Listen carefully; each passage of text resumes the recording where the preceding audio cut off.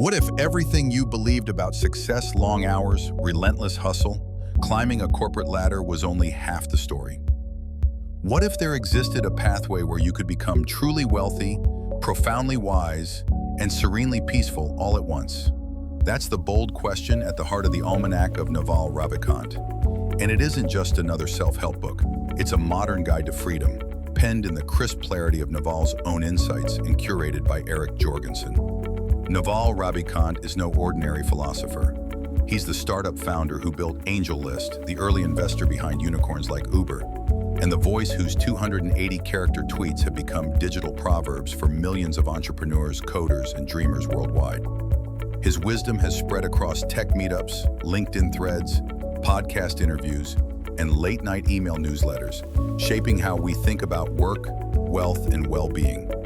In this video, you're about to embark on a journey through 11 timeless ideas drawn from Naval's Almanac principles that have the power to transform your mindset, supercharge your financial trajectory, sharpen your health, and cultivate genuine happiness. These aren't hollow slogans or fleeting life hacks. They're the architecture of lasting freedom, each one honed by Naval's own experiences in Silicon Valley's trenches and meditation cushions alike. From learning to build assets that earn while you sleep, to mastering the art of focus in an age of endless distraction, these lessons will equip you with the frameworks you need to live on your own terms. Play long-term games with long-term people. Alongside this simple yet profound line, Naval's philosophy urges us to reject zero-sum status contests and short-term gratification. Instead, he invites us into a world of compounding returns, whether in relationships, knowledge, or capital. Over the next 11 segments, we'll unpack how to seek true wealth rather than chasing money or prestige, why playing long-term games beats viral one-hit wonders, how to embrace accountability and leverage, and much more.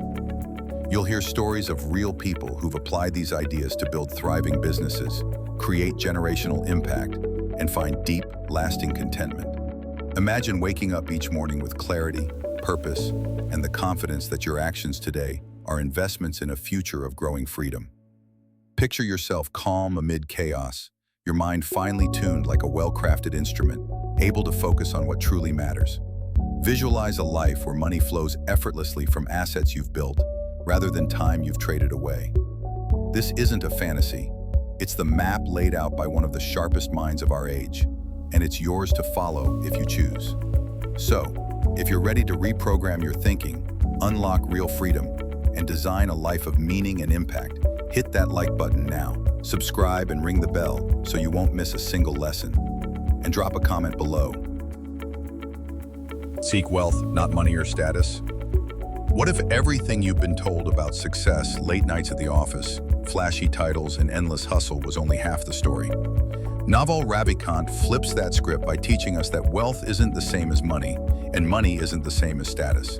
In his view, money is merely a tool for exchange, a temporary measure of value that must constantly be earned through effort. Status, on the other hand, is a zero-sum game. For you to rise, someone else must fall, and climbing that ladder often means trading your time, energy, and peace of mind for someone else's approval. True wealth, however, consists of assets, products, codes, equity, content that continue generating value long after you stop working. When you own these assets, your income decouples from your hours, creating a foundation for freedom rather than a perpetual treadmill of transactions. Why does this distinction matter? Because chasing salary increases or prestigious job titles can leave you feeling empty even when the digits in your bank account rise. In a corporate role, you trade each hour of your life for a fixed rate, constrained by someone else's schedule, expectations, and whims. But imagine building something once a piece of software, a book, an online course, and watching it sell thousands of times while you sleep, travel, or spend time with family. That shift from "I work for money" to "my assets work for me" is what allows you to regain control of your most precious resource, time. As Naval puts it, you will get rich by giving society what it wants, but does not yet know how to get at scale. Wealth isn't luck, inheritance, or office politics. It's the natural result of creating scalable value. So how do you put this into practice today? First, identify scalable assets you can create. Ask yourself, What can I make once that serves many? Perhaps it's a niche YouTube tutorial like the one you're watching now, an ebook on practical tech fixes, or a simple web application that automates a mundane task. Second, invest in ownership. If you're employed, consider negotiating for equity or profit sharing. If you freelance, explore packaging your expertise into digital products rather than billing by the hour. Third, automate and delegate wherever possible. Use scheduling tools, Zapier integrations, or hire virtual assistants to handle routine tasks. Your ultimate goal is to have systems in place that require minimal input, freeing you to brainstorm your next big idea. To illustrate this principle in action, let's look at the story of Jane, a full-stack developer with a passion for efficiency. Tired of answering endless emails to remind clients about overdue invoices? Jane built a lightweight web app that sends automated reminders and generates payment links. She launched it at $49 per month. In her first month, she signed up 10 users, earning $490. 6 months later, she had 200 users, $9,800 in recurring revenue. And by the end of the year, 1,000 subscribers, raking in $49,000 each month. Jane now dedicates just 2 hours a week to maintenance and customer support. The rest of her time goes toward learning new skills, traveling, and planning her next product. That's the power of assets that earn while you sleep. Wealth compounding quietly in the background, independent of her hourly grind. Of course, building these assets takes courage and a willingness to embrace uncertainty. You must adopt a long-term mindset, understanding that initial growth may be slow and that setbacks are part of the process. But by continually reinvesting your time into creating and refining scalable offerings, you harness the magic of compounding not just in finance, but in your personal development and professional trajectory. Each improvement you make today multiplies your capacity for tomorrow, turning small, consistent efforts into life-changing outcomes. Now it's your turn. Pause this video and ask yourself, what am I building that earns while I'm not working? If your answer is empty, don't worry, that realization is the first step toward change. Your challenge for this week is twofold. First, list 3 potential products, services, or content ideas you could create that serve more than one person. Be bold and think beyond your current role or comfort zone. Second, choose your top idea and sketch a 1-page plan. Define the problem it solves, identify who will pay for it, and outline how you'll deliver it, whether as a digital download, a subscription service, or a standalone app. Drop your 1-pagers in the comments below. I'll personally read and react to the most compelling submissions. By shifting your focus from status symbols and hourly trades to ownership of scalable assets, you begin stacking real freedom. Freedom to choose where you live, how you spend your time, and what legacy you build. This foundational lesson sets the stage for everything that follows. In our next section, we'll explore how to harness the unstoppable force of compounding by playing long-term games with long-term people. Trust me, once you embrace that mindset, you'll never view success the same way again. Play long-term games. What if the secret to real success wasn't in chasing the next trend or viral sensation, but in embracing a mindset that prizes duration over immediacy? Naval Ravikant's second cornerstone teaches us to play long-term games with long-term people, harnessing the almost mystical power of compounding, not just in finance, but in relationships, knowledge, and reputation. In a world obsessed with instant gratification, short-lived fame, and one-hit wonders, long-term thinking seems almost radical. Yet it is this very approach that enables the deepest rewards. A career built on trust, a body strengthened through consistent habits, and wealth that grows steadily as each small investment multiplies over time. This principle matters because the most meaningful outcomes rarely arrive overnight. Consider the compounding of knowledge. Reading 1 book gives you a spark of insight, but reading 10 books each year for a decade elevates your perspective, sharpens your judgment, and fuels innovations you wouldn't have imagined at the outset. Likewise, in relationships, be they professional partnerships or friendships, those who stick with you through triumphs and setbacks become allies in your most ambitious ventures. In contrast, short-term alliances and flash-in-the-pan projects may offer quick gains, but they lack the depth and resilience to weather inevitable storms. Naval's wisdom reminds us that when you commit to the long haul, you align yourself with exponential growth, Putting this into practice starts with identifying the arenas where you're willing to invest years, not months. First, choose a field or skill whose mastery requires sustained effort. Perhaps writing, coding, design, or even building a community around shared interests. Next, surround yourself with long-term people, mentors who care more about your decade-long trajectory than this week's metrics. Peers who exchange ideas and resources without expecting immediate reciprocation. And collaborators who share a vision beyond the next launch. Commit to projects with a time horizon measured in years. Start a YouTube channel and aim for steady incremental growth. Launch a software side project and plan for continual iteration. Or cultivate a blog whose archives accumulate value as readers discover evergreen content. In each case, you're unlocking the compounding effect. Every tutorial you post can attract new subscribers months later. Every line of code you refine can prevent bugs that save you time down the road. And every thoughtful comment you leave on others' work can build relationships that bear fruit years into the future. Consider the story of Mike, a freelance graphic designer who decided to document his design process on a blog and YouTube channel back in 2016. He posted one in-depth tutorial every week, steadily improving production quality and covering niche topics no one else was exploring. In the first year, he amassed a modest 5,000 subscribers, but he treated that milestone as an early checkpoint, not the finish line. Over the next 4 years, his content library grew to over 200 videos and hundreds of blog posts, each piece optimized for search and shared across social channels.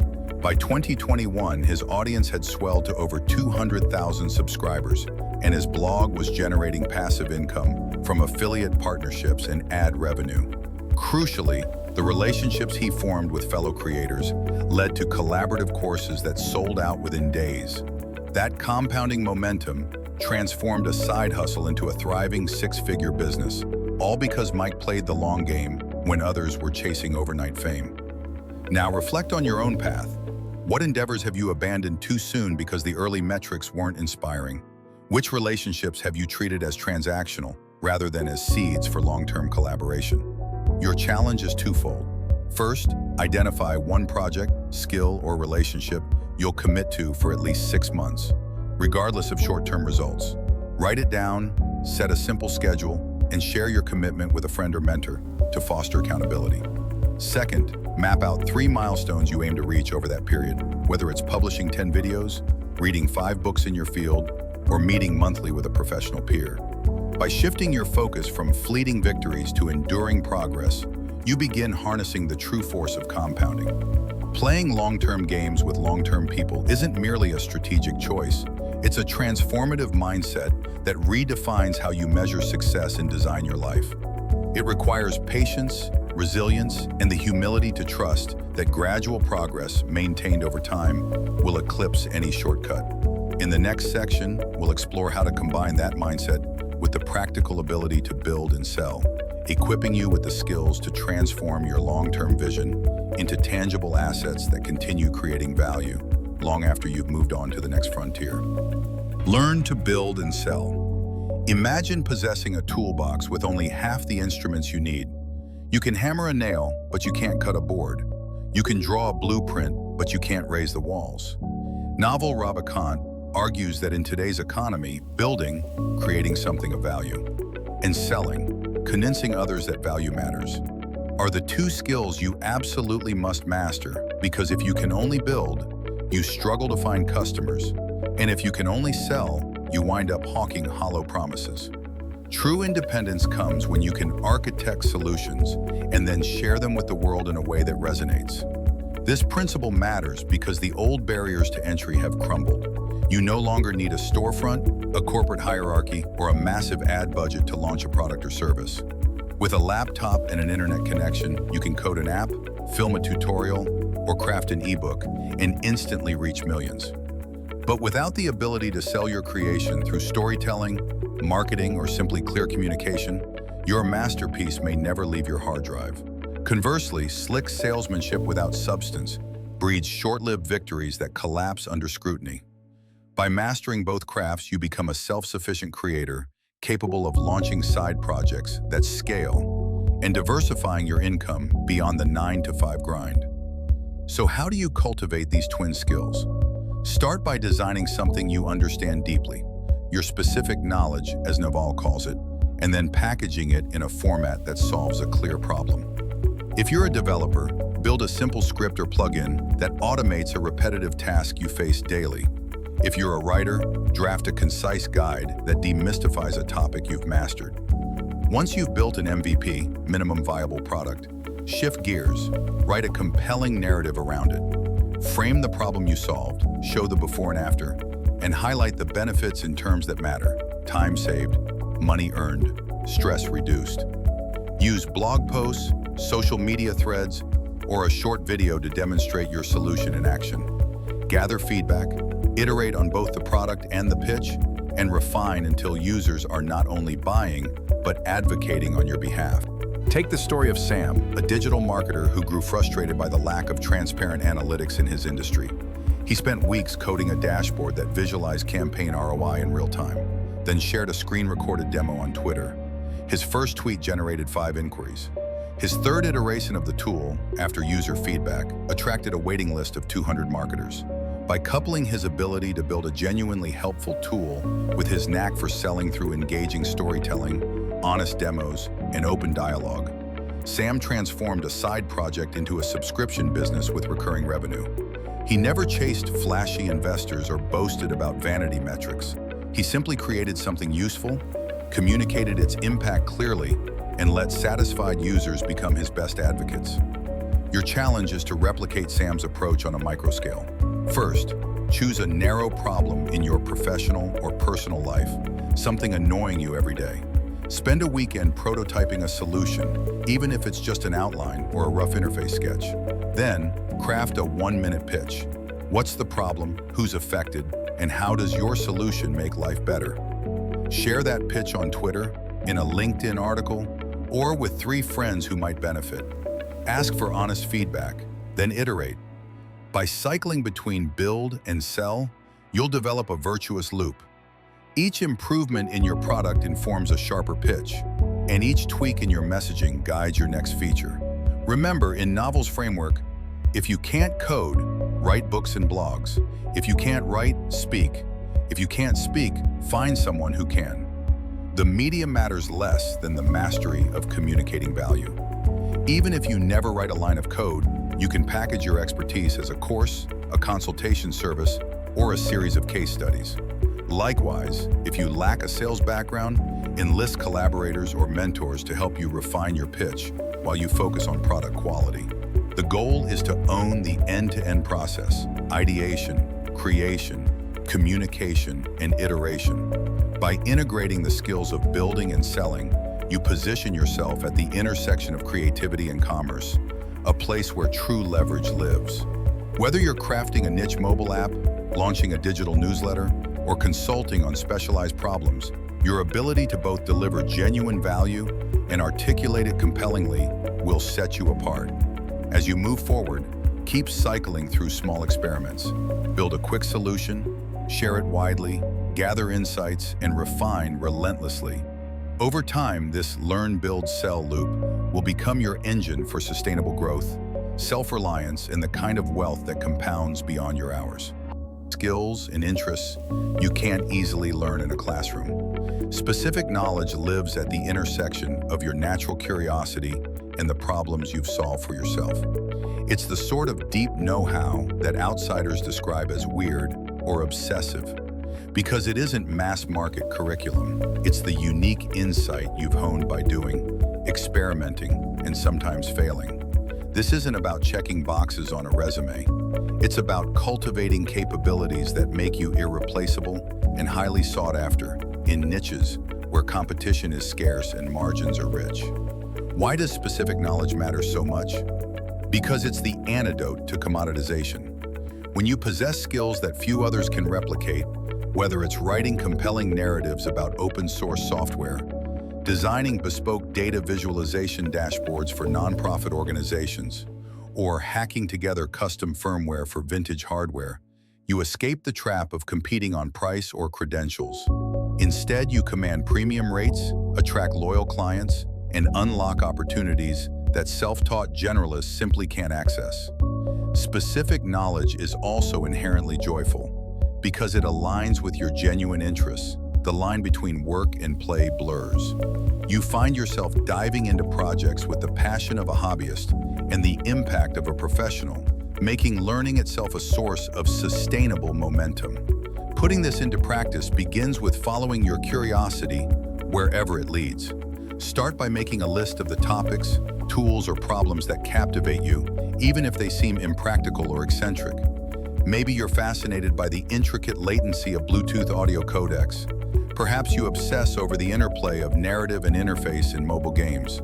Or you lose hours tinkering with mechanical keyboards and firmware. Treat those inklings not as distractions, but as signposts pointing toward your unique domain of expertise. Next, delve deeply. Read blog posts, dissect open source projects, join niche forums, and document your experiments in a public journal or GitHub repository. With each small experiment, you're layering on the sort of experiential knowledge employers and clients value above rote certifications. Consider the story of Priya, a network engineer who found herself repeatedly bored by standard routing and switching tasks.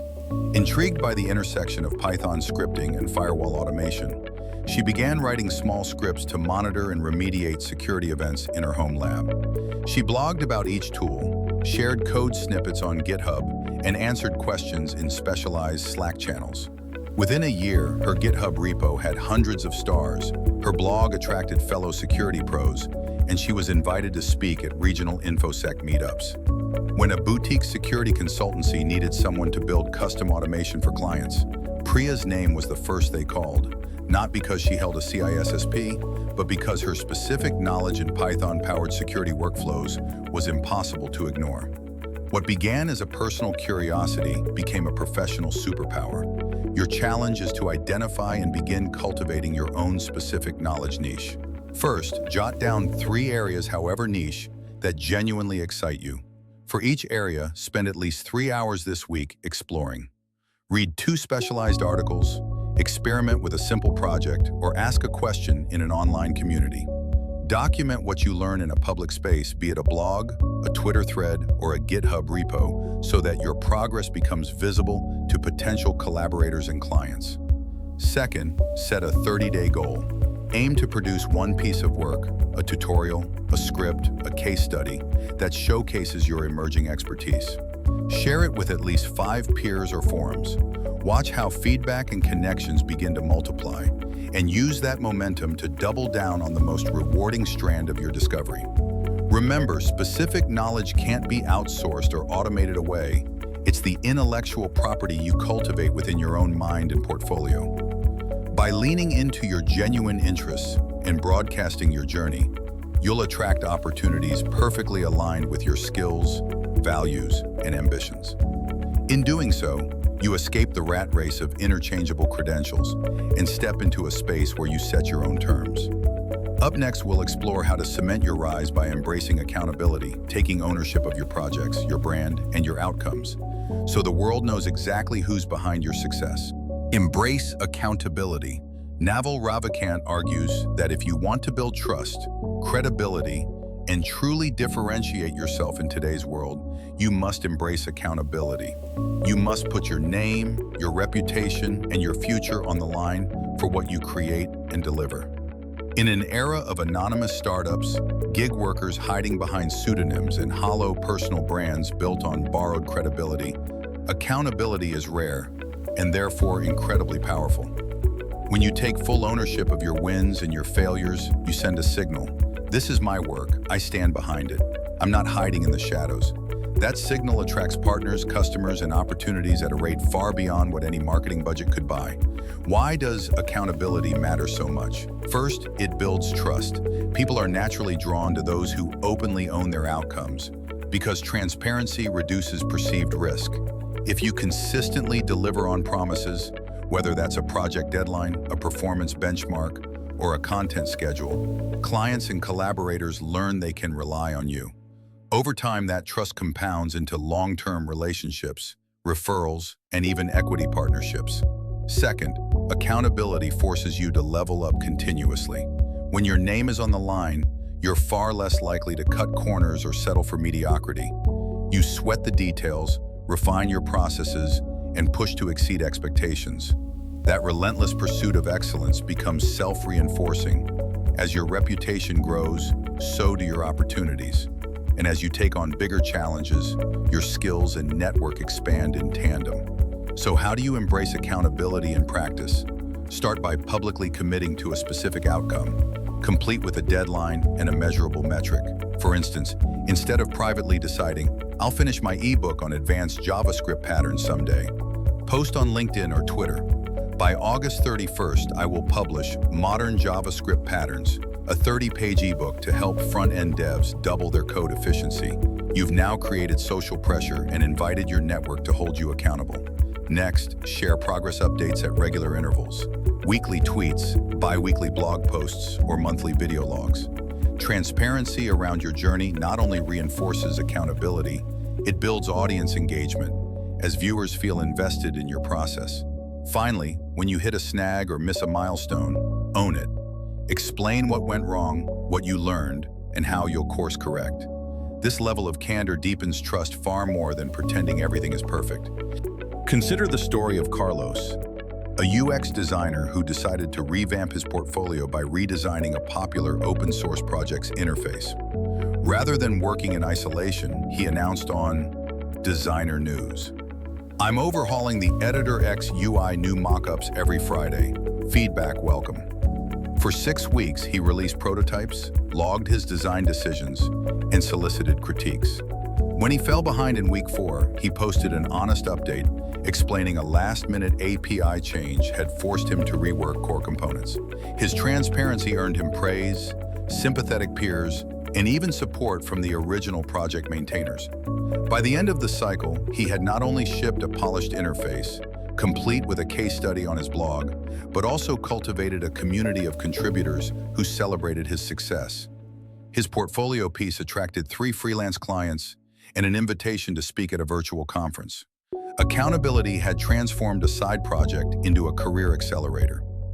Your challenge is to pick one meaningful goal, big or small, and apply this pattern of public commitment, progress updates, transparent reflection.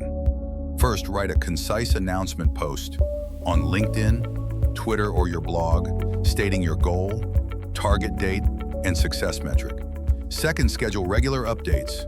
Choose a cadence you can reliably maintain, daily, weekly, or bi-weekly, and stick to it. Third, when you encounter obstacles or miss a marker, post an honest reflection. What happened, what you're learning, and how you'll move forward. Observe how your accountability loop begins to attract feedback, encouragement, and even collaboration offers. Beyond individual projects, consider how you can embed accountability into your broader personal brand. Add a visible badge or tagline to your website. "I deliver X by date," or 100% refund, or publish a transparent roadmap of upcoming content, products, or services. Whether you're running a YouTube channel, consulting business, or software startup, making visible commitments and openly owning your progress differentiates you in crowded markets. People don't just buy products, they buy trust. By staking your name on every outcome, you become a magnet for opportunities that reward integrity and follow through. Embracing accountability isn't about courting shame or public embarrassment. It's about owning your journey and inviting others to join you on it. It turns every milestone into a shared celebration and every setback into a celebrated lesson. As Naval says, if you're not embarrassed by the first version of your product, you ship too late. That willingness to show your work early, learn in public, and iterate boldly is the heartbeat of accountability. In our next section, we'll explore, leverage how you can multiply your efforts through labor, capital, code, and media, so that the accountability you're building yields ever greater returns. Leverage labor, capital, code, and media. In Naval Ravikant's framework, leverage is the secret sauce that transforms individual effort into exponential impact. He identifies 4 primary forms: labor, capital, code, and media, each offering a different path to multiply your influence and income. Labor leverage is the old school model. You trade hours for dollars by hiring employees or contractors. Capital leverage involves investing money to generate returns. Think stocks, real estate, or venture funding. But the truly game-changing forms today are code and media, which requires zero permission, near zero marginal cost, and the potential to reach millions instantly. Code lets you write a program once and have it run forever.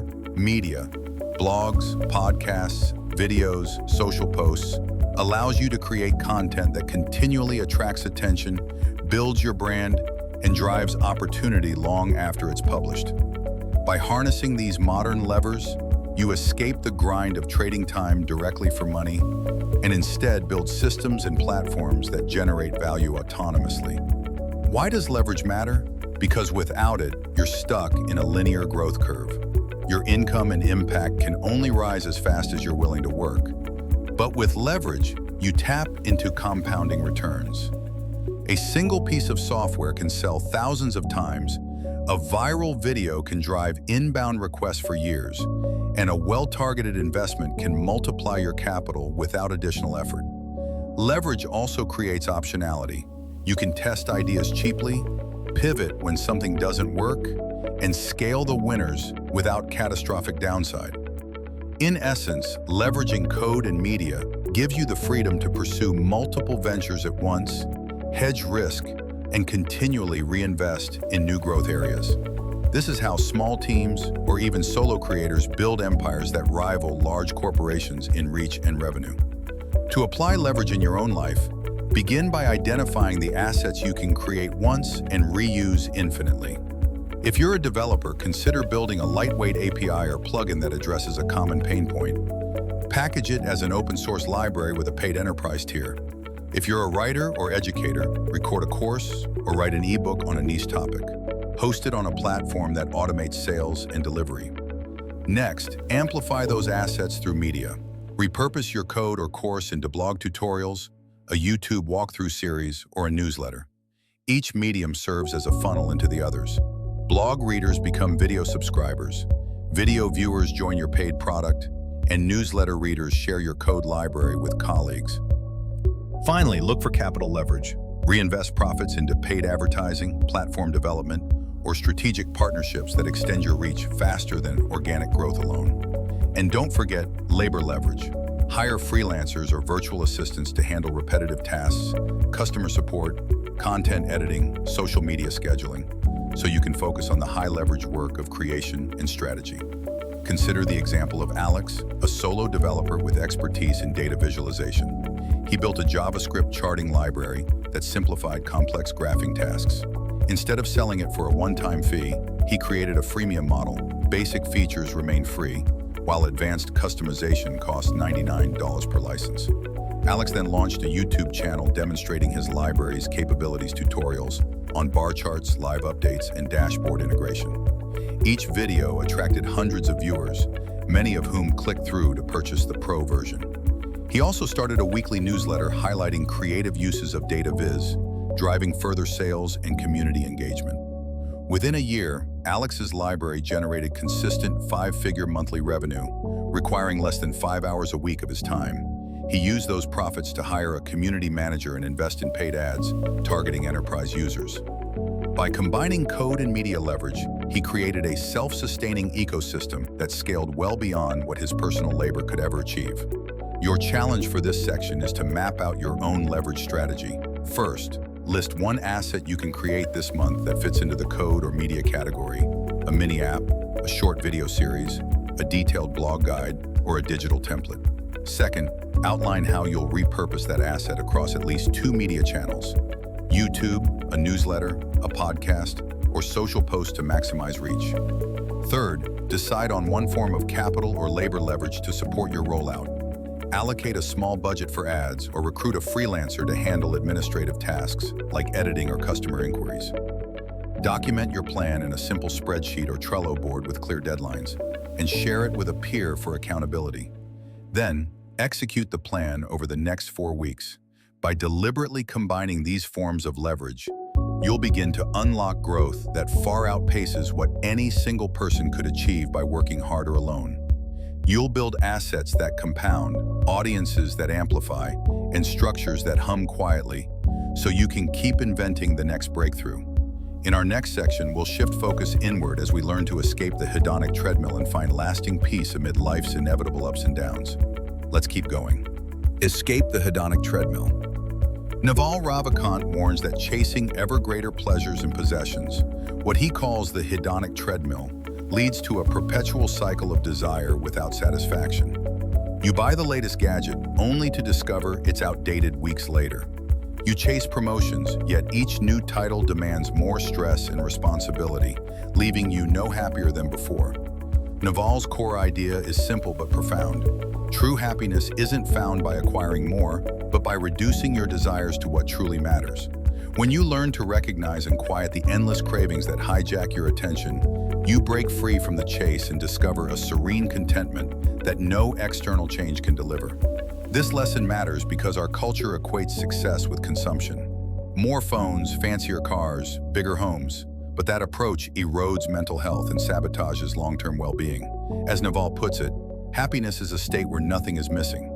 If you're constantly seeking the next upgrade, you never arrive. Your mind remains tethered to a future that never comes.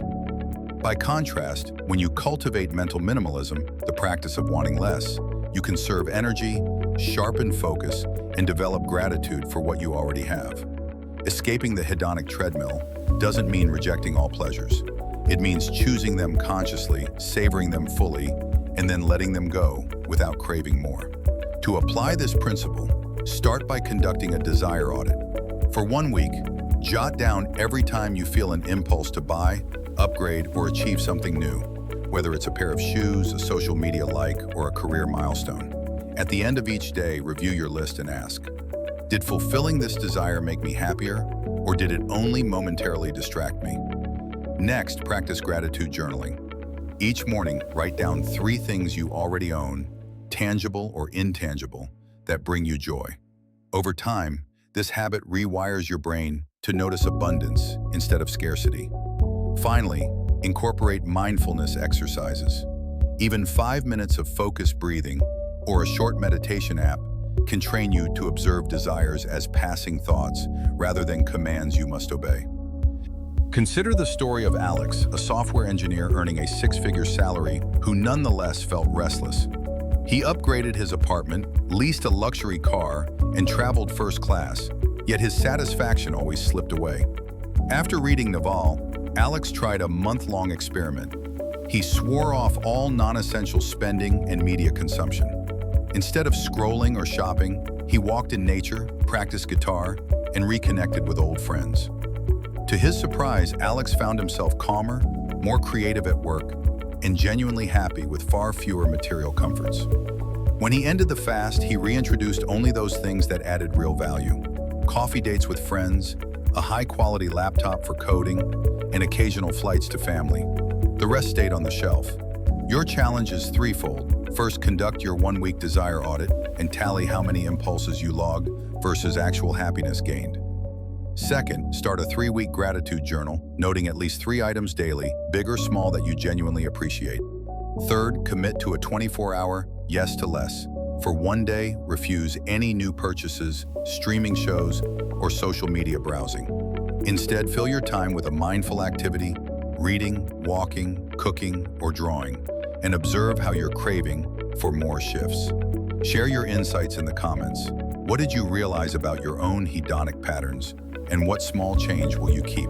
By escaping the hedonic treadmill, you reclaim mental energy and open space for creativity, relationships, and meaningful pursuits. You'll no longer be at the mercy of fleeting trends or advertising algorithms. You'll become the author of your own contentment. In our next section, we'll explore how to cultivate happiness as a skill, showing you concrete methods to train your mind toward lasting joy and resilience. Cultivate happiness as a skill. Naval Ravikant flips the script on happiness by teaching that it's not a byproduct of success or circumstances, but a skill you can develop, much like strength or creativity. He insists that most people treat happiness as a lucky strike. You chase the next promotion, windfall, or relationship, hoping it will finally bring joy.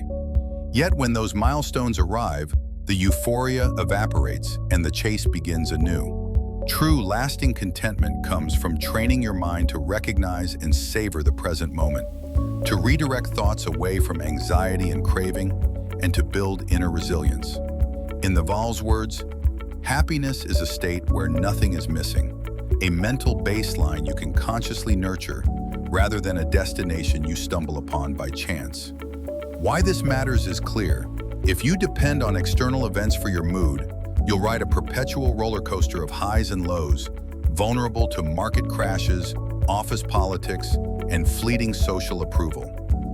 But when happiness becomes an internal practice, you gain emotional stability, mental clarity, and the freedom to innovate without fear of failure. You can weather setbacks with composure and approach each day with genuine gratitude. In an era of endless notifications and information overload, the ability to self-generate calm is the ultimate competitive advantage, fueling creativity, focus, and authentic connection. To build this skill, start with mindfulness training. Set aside 5 to 10 minutes daily to observe your breath, body sensations, or ambient sounds without judgment. When thoughts arise, anxiety about tomorrow's meeting, or regret over yesterday's mistake, notice them as clouds passing through the sky of your awareness, then gently return your focus to the present. Next, practice gratitude rewiring by listing 3 simple things each morning that bring you joy. A warm cup of coffee, a supportive friend's text, or the feeling of sunlight on your skin. Over time, this habit rewires neural pathways to scan for positive experiences rather than problems. Finally, cultivate mental decluttering by guarding against information overload. Schedule daily tech Sabbaths, limit news consumption to a fixed window, and replace idle scrolling with restorative activities. Walking, reading poetry, or listening to instrumental music. Consider the story of Lena, a product manager who, despite a 6-figure salary and a thriving career, suffered from chronic stress and sleepless nights. After embracing Naval's teachings, she committed to a simple routine: a 5-minute morning meditation, a gratitude journal entry before bed, and a tech-free lunch break. Within weeks, Lena noticed she responded to crises with calm curiosity instead of panic, brainstormed solutions faster, and even found joy in mundane tasks. Her team saw the shift too. Meetings became more collaborative, deadlines felt less daunting, and creative energy soared. Your challenge is to treat happiness like a muscle. For the next 7 days, practice daily meditation, even if it's just 2 minutes. Keep a gratitude log of 3 items each morning and enforce 1 device-free hour each evening. Observe how your mood, focus, and resilience evolve. Then share your most surprising insight in the comments. What unexpected benefit did you experience when you reclaim control of your inner state? By honing happiness as a skill, you transform life's highs and lows into a steady journey of growth and fulfillment. Up next, we'll unlock the power of reading, the habit that supercharges every other skill on this journey. Let's move on. Read, read, read. Imagine a vault where every insight, every lesson from every great mind across history is stored and ready for you to unlock. No travel required, no tuition bills, no limits on access. That's the power of reading. And Naval Ravikant elevates it to a non-negotiable habit, describing books as the ultimate leverage. You invest a few hours today and gain decades of distilled wisdom tomorrow.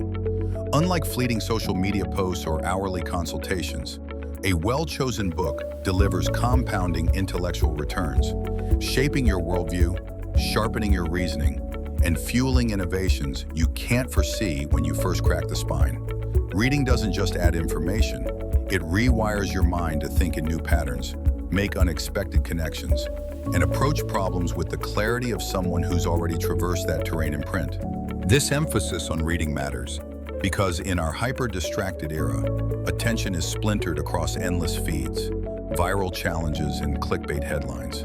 Yet those surface-level engagements rarely yield the depth required for high-leverage thinking, whether you're devising a breakthrough product, negotiating a complex deal, or simply seeking a more resilient mindset.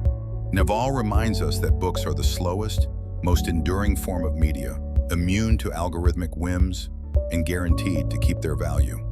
He critiques the just-in-time learning of quick tutorials or 5-minute explainers, arguing that while they may solve an immediate problem, they don't plant the seeds for tomorrow's breakthroughs.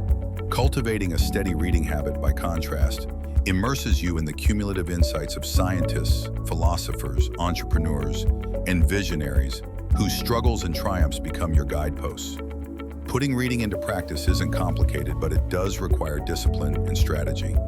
First, curate your reading list around areas that align with your long-term goals and specific knowledge niches.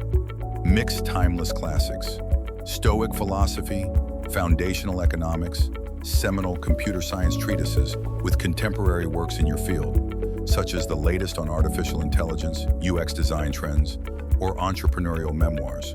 Next, build micro-habits. Read for at least 20 minutes each morning before checking your phone, or dedicate a slice of every commute to devouring pages rather than scrolling feeds. Carry a book or e-reader everywhere, so you seize pockets of idle time waiting in line, during a coffee break, or in traffic as a passenger. Use active reading techniques. Annotate passages, summarize key points in a personal journal, and sketch diagrams that link ideas across multiple books. These marginalia aren't just scribbles, they're the seedlings of your own unique perspective. Consider the story of David, an ambitious software engineer who felt stuck in mid-level coding roles, despite his years of experience. Recognizing the gap, he committed to reading one book per week, alternating between technical manuals and broader subjects like behavioral economics and design thinking. Within 6 months, he had devoured 30 books, each time extracting actionable frameworks, from clean code principles that streamlined his team's workflow to negotiation tactics that helped him secure a promotion. When he applied for a lead developer position, he didn't just tout his coding skills. He referenced concepts from thinking fast and slow to propose a user testing protocol that preempted product flaws. His interviewers were struck by his holistic approach, and he landed the role with a significant salary bump. That transformation, fueled not by a crash course, but by a sustained reading habit, illustrates how knowledge compounds when you feed your mind daily. Your challenge is to turn reading into a ritual this very week. First, choose 3 books that span different domains, one technical or career-focused, one philosophical or mindset-oriented, and one purely for creative inspiration. Set a read-by date for each 2 weeks for shorter works, a month for denser tomes, and mark these deadlines visibly on your calendar. Second, create a simple note-taking system. Dedicate a digital document or analog notebook to capture memorable quotes, practical takeaways, and questions that arise. At the end of each book, write a 1-paragraph summary of its core insight and how you plan to apply it. Finally, share your reading journey. Publicly, tweet your key takeaways, post book reviews on LinkedIn, or discuss them in your next YouTube video. Public accountability will keep you consistent and attract conversations that enrich your understanding. By embedding reading into your daily routine and treating each book as a mentorship session with a master, you equip yourself with the mental frameworks needed to navigate complexity, innovate boldly, and adapt to change. This habit doesn't just fill your head with facts, it sculpts the very architecture of your thinking, preparing you for every challenge and opportunity on the path to freedom. In our next section, we'll explore how to rise above the chatter of your own mind by realizing that you are not your thoughts, paving the way to unshakable clarity and creative flow. Let's move on to the next. You are not your thoughts. What if I told you that the most persistent obstacle to your success and serenity is the very voice inside your head? Naval Ravikant teaches that the incessant mental chatter, the self-doubt, the what-ifs, the replaying of past mistakes, is not who you are. It's simply a stream of thoughts you can observe and detach from. When you realize you are the witness, not the whirlwind, you unlock an inner freedom that no external circumstance can touch. This distinction matters because most people live as hostages to their own minds, reacting to every anxious whisper or critical judgment. That constant reactivity fuels stress, indecision, and creative block. By contrast, when you adopt the role of the observer, acknowledging thoughts as passing phenomena, you grant yourself the power to choose which thoughts to entertain and which to let dissolve. You stop handing authority over your emotions to every fleeting idea and instead reclaim mastery over your mental state, leading to clearer decision-making, deeper focus, and sustained well-being. To practice this detachment, begin with mindful observation. Set aside a few minutes each day, ideally in a quiet space, and simply watch your thoughts without judgment. As if you're listening to a radio broadcast, you can change the station on. Notice patterns. Maybe you jump immediately to worst-case scenarios, or perhaps you cling to nostalgic memories. Label these patterns, there's worry, there's regret, and then gently return your attention to your breath or a neutral anchor like ambient sounds. Over time, this technique weakens the automatic habit of identifying with every thought and reinforces the awareness that you are more than your thinking. Consider the story of Marcus, a startup founder plagued by imposter syndrome. Every investor pitch, every team meeting triggered a barrage of "I'm not good enough" thoughts that sapped his confidence. After learning Naval's framework, he began a daily practice. Before bed, he'd spend 5 minutes noting his thoughts: fear of failure, self-doubt, anticipation, then explicitly thanking his mind for them and visualizing them drifting away like leaves on a stream. Within weeks, Marcus noticed that he could outline his pitch without that paralyzing inner commentary. On the next funding call, when a challenging question arose, he felt curious rather than defensive, answering with clarity and conviction. He closed the round at a higher valuation than he thought possible, all because he learned to step back from his thoughts instead of being consumed by them. Your challenge is twofold. First, commit to 5 minutes of thought observation each morning for 1 week. Sit quietly, note without judgment, and practice returning to a neutral focus point whenever you get swept away. Second, throughout your day, whenever a stressful or critical thought arises, pause and ask yourself, is this thought me or just my mind talking? Label it, there's anxiety, there's comparison, then choose a constructive response, a deep breath, a question to reframe the thought, or a quick walk to reset. Share your biggest insight in the comments. What realization surprised you most when you saw your thoughts as separate from your true self? By learning that you are not your thoughts, you cultivate an unshakable clarity and emotional resilience that underpins every other lesson, from asset building to long-term games to happiness as a skill. In our final section, we'll integrate all these insights and craft an action-oriented roadmap to ensure you not only understand Naval's wisdom, but live it daily.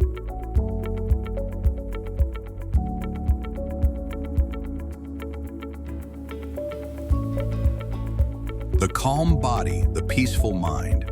Naval Ravikant emphasizes that true freedom isn't just financial or intellectual, it's embodied. A calm body and a peaceful mind form the foundation upon which wealth, wisdom, and happiness stand. If your body is tense and your mind is scattered, you'll struggle to focus, innovate, or savor life's rewards. Conversely, when you cultivate physical ease through breath, posture, and movement, and mental tranquility through stillness, presence, and self-awareness, you unlock a state of flow that magnifies every other skill you've learned. This isn't about achieving perfection. It's about training your system to default toward equilibrium, so that stress becomes a signal, not a siege. Why this matters is simple. Chronic stress and physical tension send your nervous system into a fight-or-flight mode that undermines creativity, decision-making, and resilience. Even if you build scalable assets, master long-term games, and cultivate happiness as a skill, an unsettled body and mind will cap your performance and erode your well-being. Naval reminds us that the body and mind are not separate. Each thought triggers physiological responses, and each physical posture influences mood and cognition. By learning to regulate both calming the breath, relaxing muscular tension, and observing internal currents, you create a stable platform from which every other principle can launch more effectively. To apply this principle, begin with foundational breathwork. Practice a simple technique such as box breathing. Inhale for 4 counts, hold for 4, exhale for 4, hold for 4, for 2 to 5 minutes each morning and evening. This anchors your nervous system in parasympathetic mode, reducing baseline tension and enhancing focus. Next, incorporate micro movements throughout the day. Every hour, stand up, stretch your spine, roll your shoulders, and take 3 mindful breaths. Consider the experience of Theo, a serial entrepreneur whose racing thoughts and tight shoulders led to burnout in 2 consecutive startups. After reading the Almanack of Naval Ravikant, he committed to a daily routine. Morning breathwork, a midday yoga flow focused on hip openers and chest stretches, and a 5-minute seated meditation before sleep. Within weeks, he noticed a profound shift. Ideas flowed more freely in meetings, he slept more deeply, and setbacks in product development no longer triggered urgent panic. When his third venture faced a critical bug on launch day, Theo remained composed, rolling out a hotfix with calm precision instead of frenzied firefighting. His team credited the difference to his steady leadership, which they felt even in the tension of crisis. Your challenge is to assemble your own calm body, peaceful mind toolkit over the next 7 days. First, choose 2 breath practices: box breathing, alternate nostril breathing, or diaphragmatic breath, and perform each for at least 2 minutes twice daily. Second, schedule 3 micro-movement breaks. Set reminders every 60 to 90 minutes to stand, stretch, and breathe mindfully for 30 seconds. Third, commit to 5 minutes of stillness, sitting quietly with awareness of your breath or ambient sounds each evening before screens go dark. Document how you feel before and after each practice, noting changes in energy, focus, and stress levels. Share one key insight in the comments. What physical or mental tension did you release, and how did it impact your day? By anchoring your journey in the symbiosis of body and mind, you create the fertile ground for every other lesson: asset building, long-term thinking, happiness, and beyond to truly take root. A calm body carries a peaceful mind, and a peaceful mind guides a purposeful body. As you master this final principle, you'll not only think like Naval, you'll embody his highest teaching, that true freedom is wholeness, where every breath, posture, and moment of stillness empowers you to build, create, and live on your own terms. What if I told you that the journey you've just taken from building assets that earn while you sleep to mastering the calm body and peaceful mind isn't a checklist, but a way of life? Each of the 11 lessons you've unlocked is a stepping stone on the path to true freedom. That was my time. Thank you for listening. Please subscribe, like, comment, and share. Bye-bye.